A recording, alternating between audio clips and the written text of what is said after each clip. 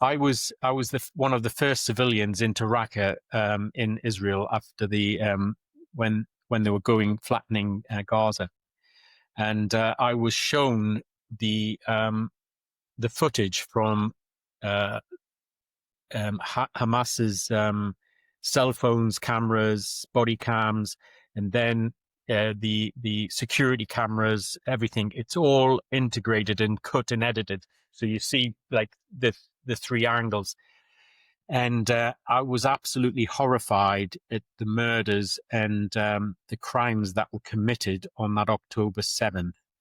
And then I was sat there with some senior generals from the British Army and American and Canadian, and the room was silent for an hour.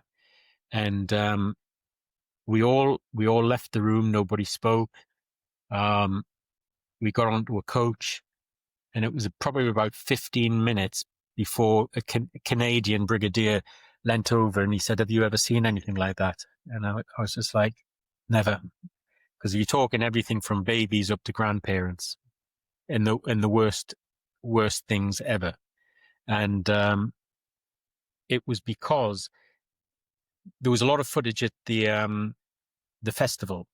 Now these kids were there to dance and listen to music, and they were slaughtered in the most barbaric ways ever. So anyway, we got into Gaza. We went on the route to Philadelphia, and that borders Egypt. And it was interesting from a military point of view of what the Israeli tactics were.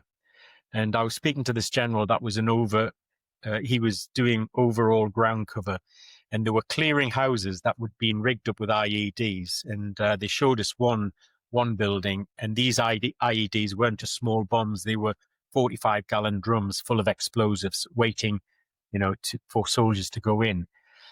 But he said we were clearing the ground, and then he said we were being ambushed from the left and right. And he said it made no sense because we'd just cleared all of that.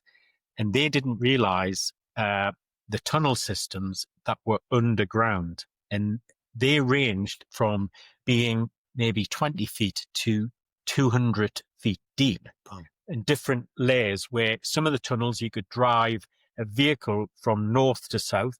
And then they had tack tunnels where they were quite short. When you went in, I had to stoop down, and then that brought you up. So what was happening is, as the Israeli troops were coming in, thinking they'd cleared the area, the terrorists below were moving along with the same time, popping up, hitting them, disappearing. So then they had to go into clearing the surface at the same time as clearing all the tunnel systems. And then when you listen to, the young men getting injured, getting killed on say both sides, and the civilians being used as human shields, you think, what's this all about?